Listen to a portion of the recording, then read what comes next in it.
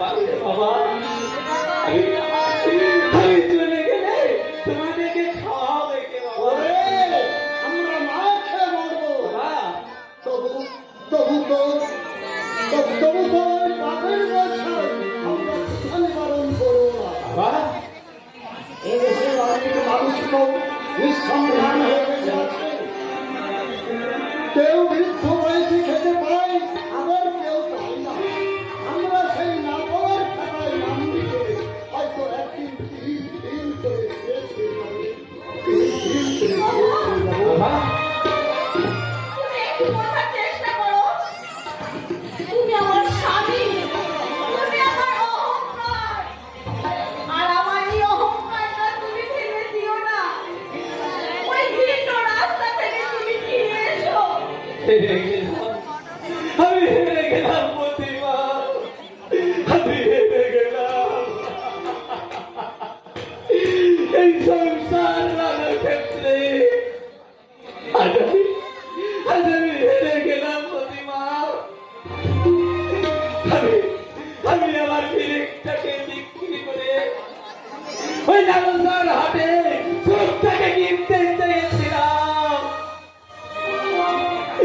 আমি এই জীবনের অন্তটাকে এই টাকার সংসারে জনফলটাকে আমি নেওয়াতে চেয়েছিলাম।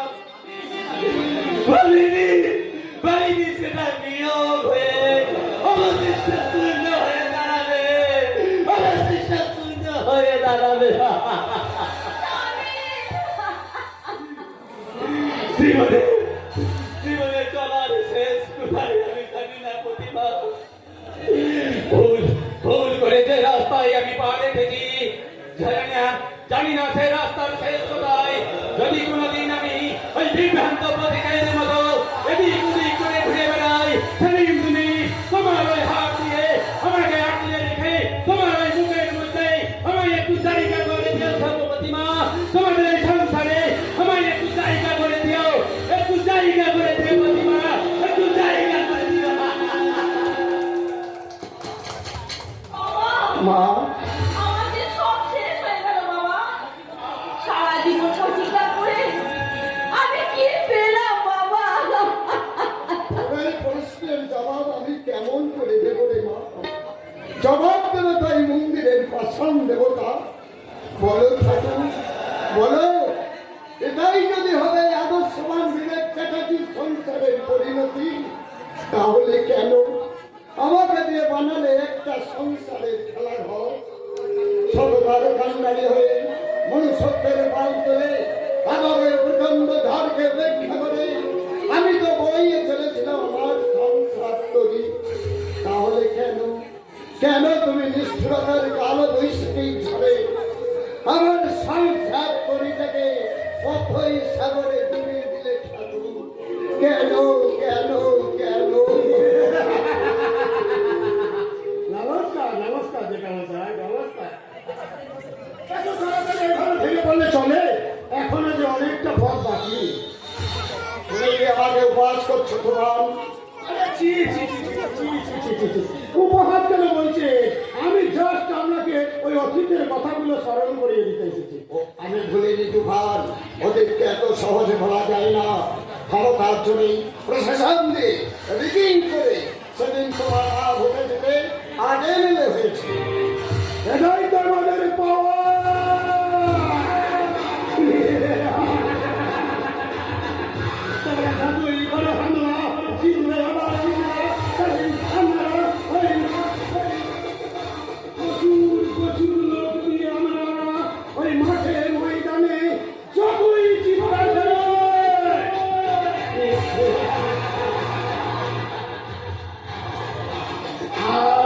সেই ক্ষমতার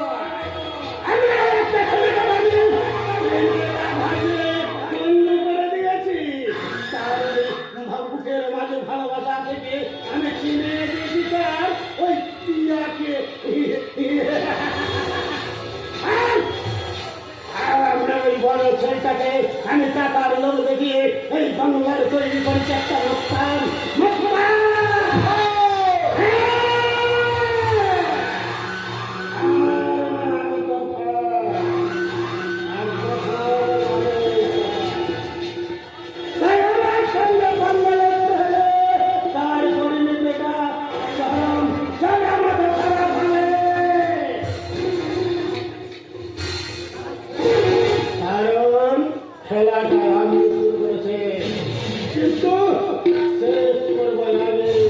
কি মানুষ? আমি মানুষ। অসহায় মানুষদের জীবন নিয়ে ছিনিমিনি খেয়েছে, তোমার বিবেকে বাঁধে না? এত পাপাটি কোথায় লাগবে?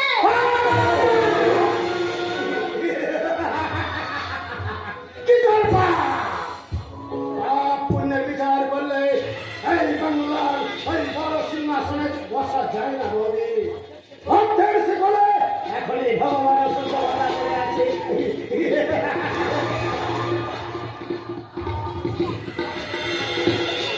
কিন্তু তোমাকে দেখে আমার বড় কষ্ট হয় রবি। ওই মাথার সামনের পাওনায় পড়ে তোমার শরীরটাই আজ ভাটা পড়ে গেছে। সংযত হয়ে কথা বলুন না বাবু। আরে আরে রেগে যাচ্ছ কেন বৌদি? রেগে যাচ্ছ কেন? আরে তুমি চাইলে আমি তোমার এই নোংরা কাপড়টা আমি দামি কাপড়ে পরিয়ে দেবো। কবদি না কেড়ে নদী তোমার এই কপাল খুলে তোমার এই ভরা যৌবনে আমাকে পাগল করে দিয়েছে। আমার না কেড়ে নদী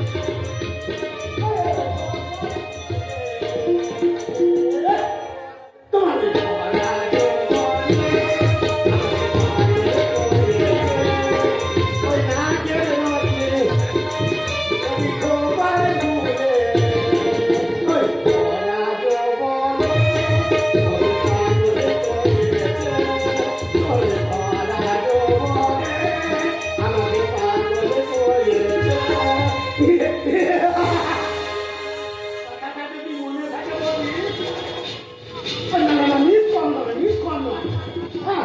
তুমি ঝাড় আমার একটা ফোন করো।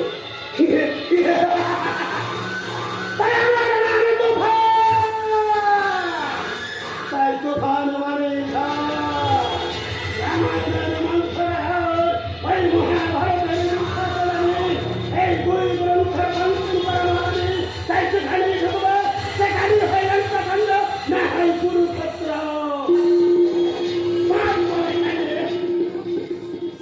বড়বাবু আছে তো সালা লাশ পরিবেশ শ্মশানে।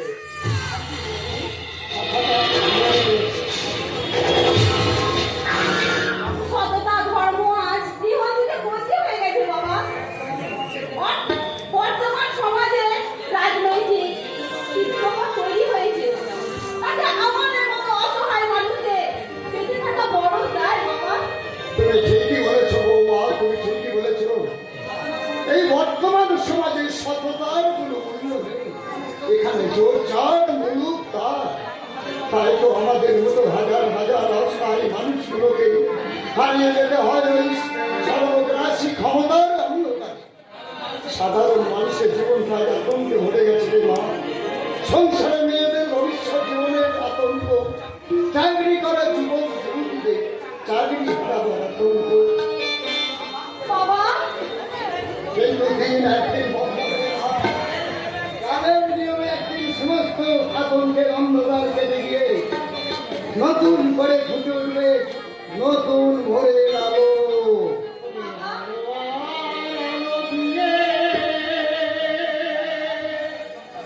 তোমার খুশিতে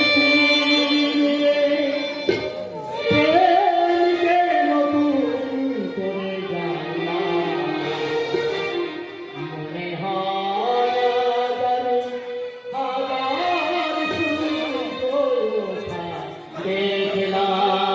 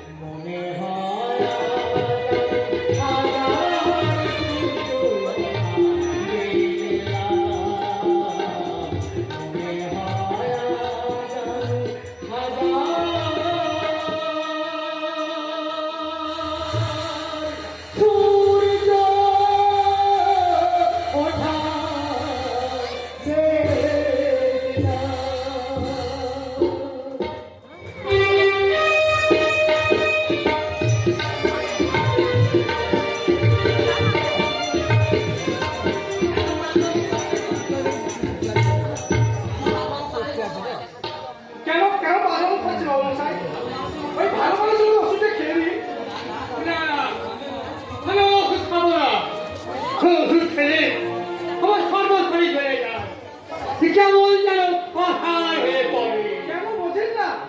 আপনি যদি ওষুধ না খান ওরা আপনাকে চাবুক মারবে। মারুক, যত পারে আমাকে চাবুক মারুক। চাবুক করে জ্বালা কিছুক্ষণ পরে সব বন্ধ হয়ে যাবে।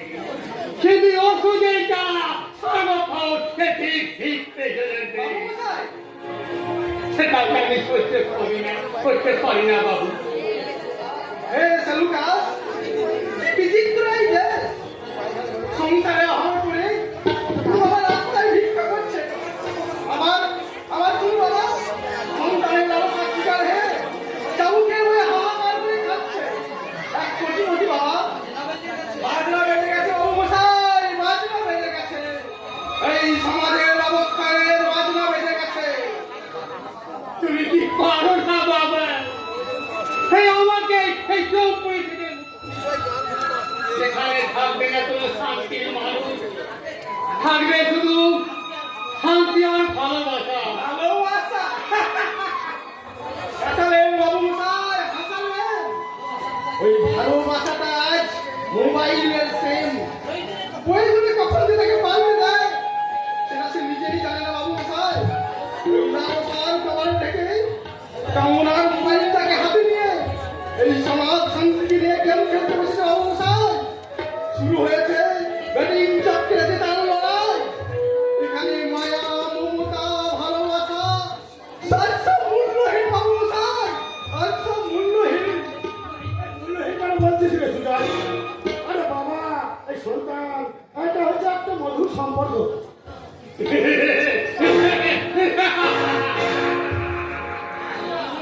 কামড়ে মুখে ফেরাও নাই। রাতে অন্ধকারে সূর্যে উচ্ছ্বাস, এতে অনেক কল্পনা। আমি তোমার সন্তান। তুমি কেমন আছো বাবা? ভালো, খুব ভালো। কখন রোদ্রের পিছাতে যেমন জলের যেন হাহাকার করে, সাঁতার না জানা ব্যক্তি এই গভীর জলে পড়ে যায়, ছটফট ছটফট করে। সেই রূপ যেমন এই আমার জীবনে ছাগলের ন্যায় প্রতি ছটফট ছটফট করছে। কথা বলতে না বাবা। হ্যাঁ বাবা, তুমি ওষুধ না খেলে তোমার এই শরীরটা তো আরো খারাপ করবে বাবা।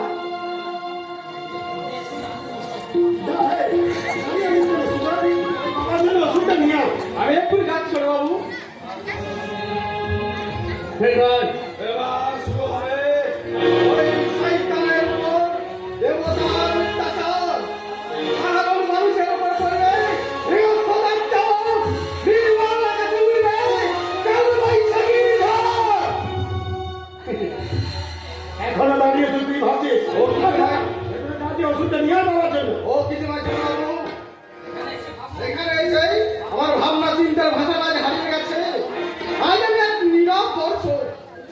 শুধু দুটো ভরে যেয়ে দেখছি আমাদের এই সাজানো নাটক, আর অবলোক বিশ্বে চেয়ে রয়েছি এই নাটকের সেল বিস্কুট কার জন্য ধরে বাবু, এই নাটকের সেল বিস্কুট কার জন্য।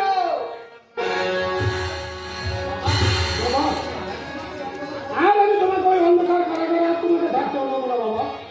আবার তুমি ওই আগের মতো বহাল তবিয়তে তোমার এই রাজ্যে আবার রাজিত্ব করবে। হ্যাঁ, শুধুমাত্র তুমি আমার একটা কাজ করে দাও বাবা। ঠিক আছে, এই দলিলটা শুধুমাত্র একটা সই করে দাও বাবা। সই করা মানে তো সেই লালসা করলে সই করা। হ্যাঁ বাবা।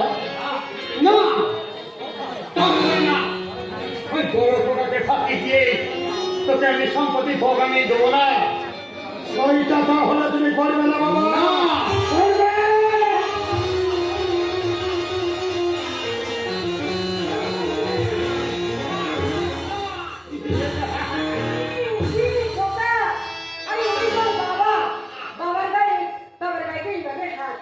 মা, তুমি এসেছো? এসে গেছে।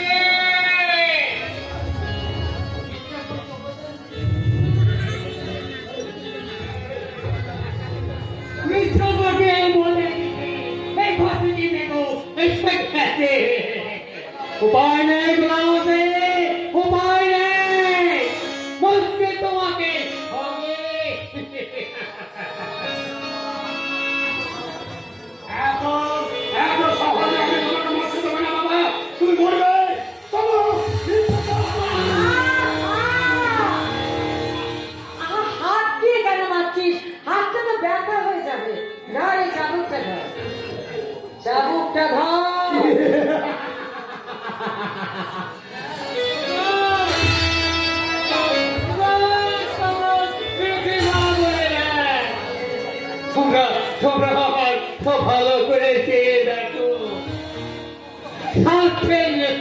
উন্মুক্ত হয়ে পৃথিবীকে মানুষ হতে আগে বিসর্জন দিয়ে তোমায় আমাকে বানাতে সেই জন্য ছেলে হাতে তুলে দিতে সেই নির্মমতার চাপ আরে চাবুক দে, তোমার ওই নাকে আমি আজ হ্যাঁ করাবো। হ্যাঁ, দেখি তুমি কতক্ষণ চাবুকের আঘাত সহ্য করতে পারো।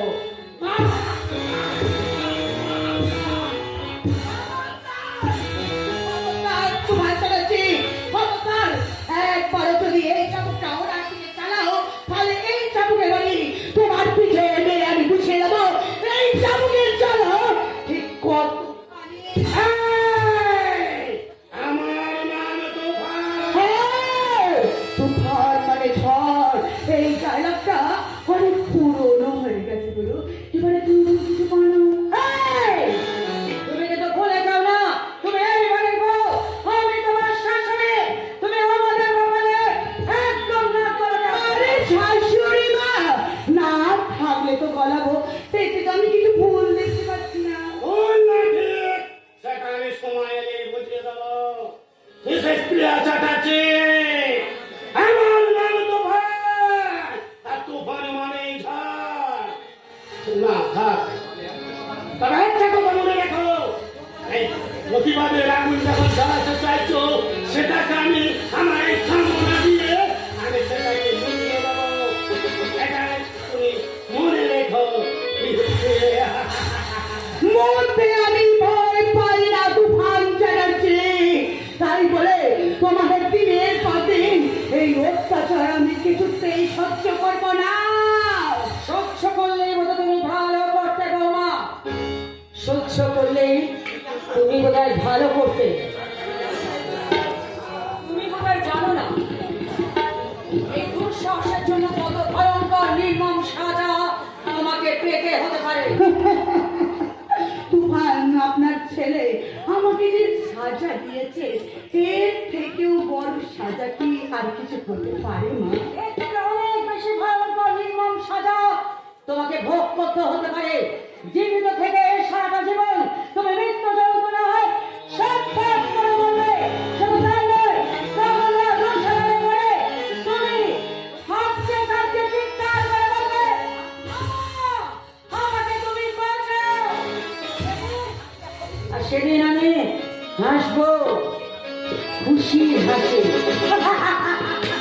সেদিন আমি হাসবো খুশি হাসি ওই হাসি আপনারা দিন কান্নায় পরিণত হবে না আর সেই দিন আপনি বুঝতে পারবেন নারীত্বকে বিসর্জন দিয়ে নাগিনী হয়ে তার কি কঠিন পরিণতি ওরে ওরে মা পুরো মানুষ নয় পুরো জানোয়ারের কে ভয়ঙ্কর আমার জন্য তোদের পায়ের পায়ে ধর বিরাজ করিস না রে মা তাহলে তোর জীবনটা নিয়ে খেলে সেই খেলা আমি বাবা হয়ে সহ্য করতে পারবো না রে মা সহ্য করতে পারবো বাবা বাবা বাবা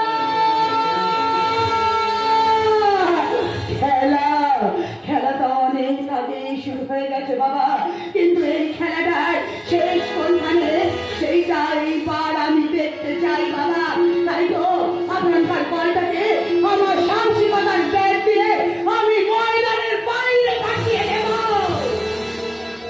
সবকিছু পাওয়া যায়নি রে বোন ভাগ্যে মিষ্টি করে আছে আমার পাওয়ার ভান্ডারটা একবারই শূন্য হয়ে গেছে বাবা তোর কি বিষয় বাবা শেষ হয়ে যাবে রে বোন সব শেষ হয়ে যাবে আমাকে আমাকে একটা বাড়ির জন্য খবর দেওয়ার প্রয়োজন বোধ করবে না বাবা চেয়েছিলাম রে বোন চেয়েছিলাম কিন্তু ওই শয়তান তো বর্তমান চ্যাটার্জি আমাকে বাড়ির ভেতরে ঢুকতে দেয়নি কিন্তু দাদা এটা তো হওয়ার কথা ছিল না সত্যি করে বলো তো আমার বউদের চিকিৎসাটাকে তুমি ঠিক করে করাওনি কি করে করবো বল চিকিৎসা করতে গেলে তোর টাকার প্রয়োজন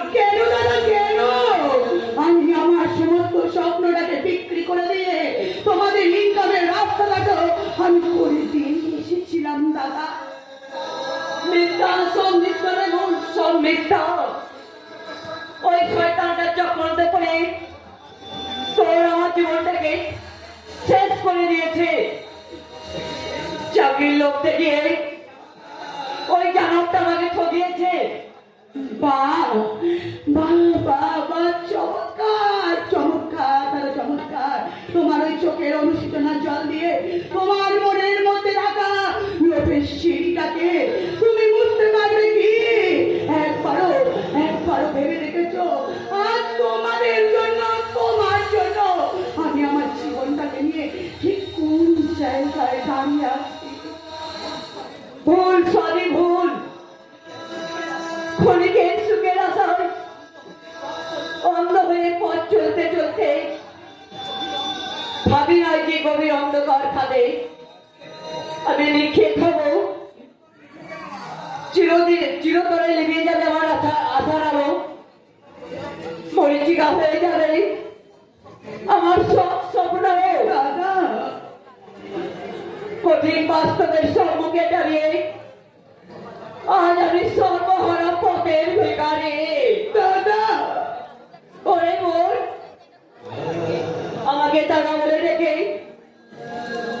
তুই ভাই বোনের স্বপ্নটাকে আর নষ্ট করে দিস না, আর নষ্ট করে দিস না। যে দাদার বোনের স্বপ্নটাকে চুরি করে কষাই ফেলাই বিক্রি করে দেয়, সে দাদার নামে কলঙ্ক। দাদা ওই যাওয়ার সময় তোর কাছে একটা অনুরোধ নেব,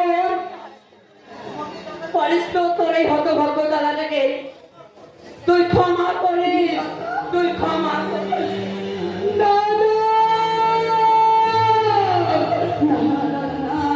তোমার কোনো দোষ নেই দাদা, সব দোষ আমার এই বাকি।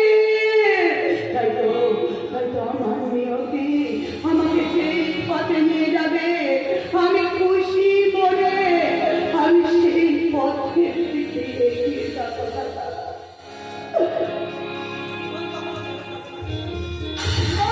থেমে থাকে না পিয়াও, সে চলে আপন গতিতে। তাই জন্য তো তাহলে তোমার বাবা তোমার মায়ের কথায় অন্ধকারের মধ্যে বন্দি কেন বলতে পারো? আচ্ছা তুমি কি বলতে পারো এ তো অন্যায়, এর কোনো প্রতিবাদ তোমরা করো না কেন? প্রতিবাদের ভাষা যে আমার কাছে আজ হারিয়ে গেছে, খর্ব হয়ে গেছে আমার পুরুষত্ব। চক্রান্ত চতুর্থে বন্ধি আমার জীবন। চক্রান্ত সে চক্রান্ত সবাই এলে যে তুমি জানতে পারবে পিয়াও। শুধু তুমি একটা কথা বলে রেখো, শুধুমাত্র আমার ওই বাবাকে বাঁচাতে আমি ওদের কোনো প্রতিবাদ করতে পারি না পিয়াও। আর প্রতিবাদ যদি আমি করতাম তাহলে আমার বাবাকে তোরা মেরে ফেলতাম। কি বলছো তুমি? ওরা এতটা নিষ্ঠুর? এর চেয়েও ভয়ঙ্কর দৃশ্য আমি আমার এই বুকের মধ্যে ছবি রেখেছি পিয়াও।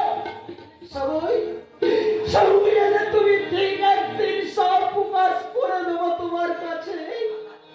আবার খেতে খেতে আমার হৃদয়টাই চলছিল হয়ে গেছে। চলছিল না না না, তোমার ওই ক্ষত হৃদয়টা আমি আমার ভালোবাসার বলে দিয়ে আবার ঠিক করে দেব গো। আমি কি আমার ওই ভক্ত ফলকে পাইতে পারবো? আমি তোমার ওই ভগ্ন কণ্ঠে আবার নতুন করে লিখে দেব স্বরলিপি, আর সেই স্বরলিপি লিখে দিয়ে আমি তোমাকে আজ বলবো, দুজনে দুজনে চাই চলো না দুজনে হারাই, আজ মধুসূদন তোমরা